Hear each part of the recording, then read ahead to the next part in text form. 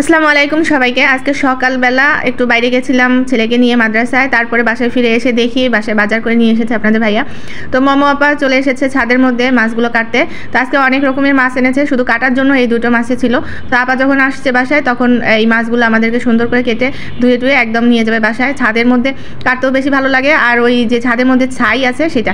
আর এখানে হচ্ছে আমাদের সেই চুলাটাকে এখানে সেট করে দিয়েছে, আমি আর মমো আপা মিলে এই রান্নাঘরে এই জায়গাটায় রেখেছি আপাতত। তারপরে চিন্তা ভাবনা করবো কোথায়। আর চুলাটা বেশ ভারী আর টানাটানি করা যাচ্ছিল না তেমন একটা।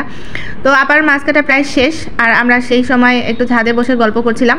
আর মমো আপার সাথে অনেক দিন ধরে আমাদের এই ফ্যামিলির সম্পর্ক, প্রায় 20 বছর ধরে। আমার শাশুড়ি তাকে এই বাসার কাজের দায়িত্বে রেখেছিল, আমার শাশুড়িকে দেখাশোনা করা, অনেক সময় অনেক কিছু আমাদের পরিবারের ভালো মন্দ সব কিছু। 20টা বছর তো একটা দুইটা দিন না।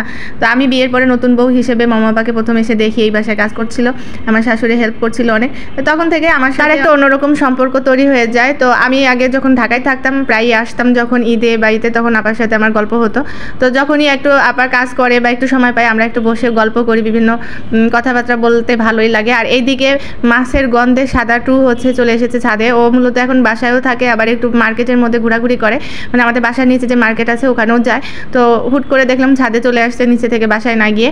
তো এখানে এসে মাছ দেখে তার এত কিউরিসিটি, আর ও দিন দিন এত বেশি চালাক হয়ে যাচ্ছে যে আমাদের বাসার পরিবারের সবাইকে সে বুঝে ফেলে এবং কখন কোন ইমোশনভাবে তাদের সামনে যে হাজির হতে হবে সেটাও বোঝে। তো পানি নিয়ে এসে আপা মাছগুলো ধুইতেছে। মূলত ছাদে মাছ কাটার একটাই উদ্দেশ্য, সেটা হচ্ছে গাছে পানি দিতে হয়। তো এই মাছগুলোকে যখন ধোয়া হয় আর সেই ধোয়া পানিগুলো টানাটানি করতে হয় না, সম্পূর্ণ ছাদে থাকে, আর সেটা আমি পরবর্তীতে গাছে পানি দিতে পারবো। তো এই জন্যই আসলে মূলত, আর ছাই থাকে, পানি থাকে অ্যাভেলেবেল। আর ছাদের মধ্যে ময়লা টয়লা হয়ে থাকলে অত বেশি খারাপ লাগে না, বাসার মধ্যে অনেক পরিষ্কার পরিচ্ছন্নতার ব্যাপার থাকে। তো আপা খুব যত্ন সহকারে মাছগুলো কাটতেছে এবং ধুইতেছে। আর আপা ধোয়ার পরে আর আমার খুব বেশি একটা বাসায় নিয়ে যে ধুইতে হবে না, জাস্ট প্যাকেট করে নিয়ে উপরে ছাদে থেকে নিয়ে চলে যাব, আর তারপরে ফ্রিজে রাখবো। আর এইদিকে সারাটা দিন আমাদের সাথে অনেক দুষ্টামি করে।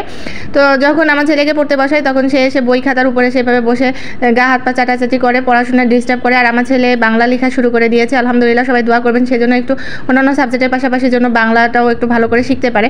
দেশের বাইরে যতদিন ছিল তো সেখানে তো বাংলা শেখা তেমন একটা স্কোপ ছিল না স্কুলগুলোতে, মাদ্রাসাগুলোতে।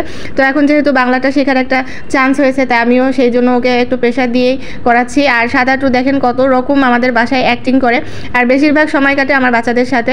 কিভাবে কোলে শুয়ে আছে, সে কিন্তু ঘুমায় নাই, জাস্ট ঘুমানোর অ্যাক্টিং করে এভাবে শুয়ে আছে, আর তাদের সাথে ইমোশনালিভাবে ব্ল্যাকমেল করছে, যে মানে একটা ছোট বাচ্চার মতো আমাদের সাথে মিশে গেছে। আর বললাম না, সে এখন খুব চালাক হয়ে গেছে, এখন আমাদের ইমোশনগুলো খুব বুঝে ফেলে।